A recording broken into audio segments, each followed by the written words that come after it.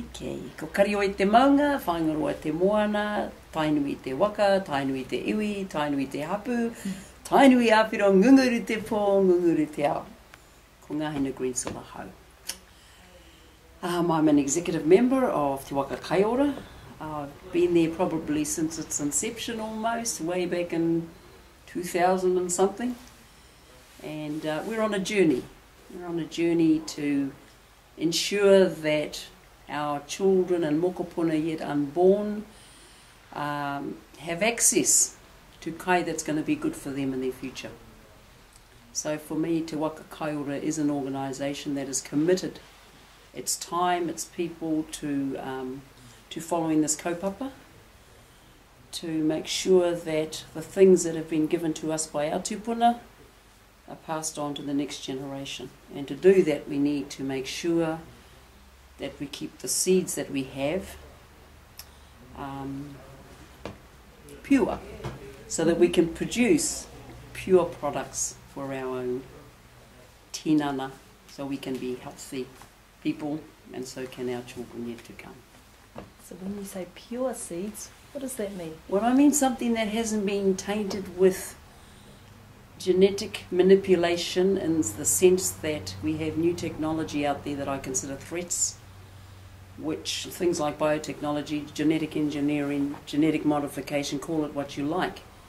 It is a type of science that interferes at the smallest scale with whakapapa. And you know, what I call a pure product is something that my grandfather has passed down that we still have. And I was talking to Wai before, who has seeds that my mother gave her, which probably my father bought from the East Coast. So he sort of carried these seeds, you know, 60-something years. And we still have those, and we know that they are good kai. You know, they've never been anywhere else, they've actually just been passed on.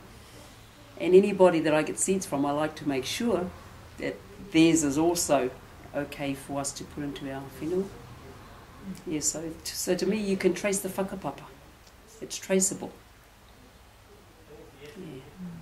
So when we talk about Hua Parakore, what does that mean for you? Well, that's what it is. To me, Hua Parakore is, it's a word that came from up north, ngā puhi. It was the first time I heard it was on here. I was thinking, oh, we just used to call it, you know, Hua Whenua or whatever. But anyway, Hua Parakore is, you know, from my understanding, you know, pure product. It's got some biblical meaning, and we've adopted that as the type of, I don't know, you know, we've just adopted it as our, what we're aiming for, something that can bring everything together, people can recognise. And what would you like to see for whānau around the country? I would like to see our people rediscover their links to the whenua, and the easiest way to do that is get out there and grow a garden. Get in touch with the moon, feel the moon cycles, feel the wind on your face, connect with all those atuas out there, get out there, dig up the ground, feel the excitement of watching things grow, eating it, knowing that you've grown it, and knowing that that's going to be good for you. You know, you go to the shop, I mean, if you haven't got cash, at least you've got a backyard of the garden. And, you know, I mean, I've just had sort of one young woman that I gave some seeds to, and she's so excited she didn't know when to dig up her riwai, but she's nurtured them. She hasn't, you know, she's been really nurturing them. And that was her first garden in a little wee section here in town.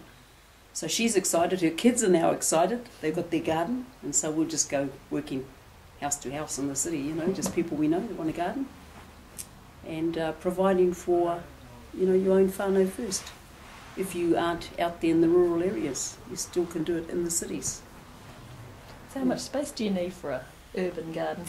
Not much, eh? You have a look at the side of my house, and we just dug up the side of the lawn, and we got, I don't know, we must have got about 4 or 5 cartons of riwai, really good size.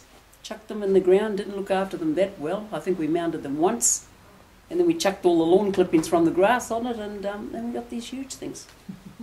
Yeah, so you don't need much, eh? You just need the time to put aside. I mean, for us, my Tani was trying to plant by the moon, so him and his daughter started in the afternoon, and they were working under lamps at night because they wanted to get it in the ground on this day. And that's what they did, and it paid off. Yeah, that's going to the maramataka really to extremes. But that's what they did. So I got pictures of them with their lights all up, so they're finishing their rows.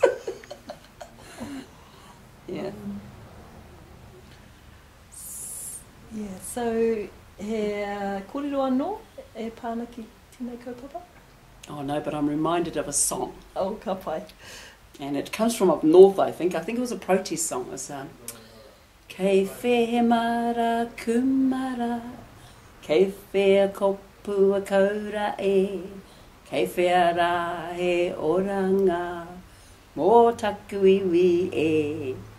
And the answer was, kuariro rā I te kawana tahai, kuariro rā I te kauniere.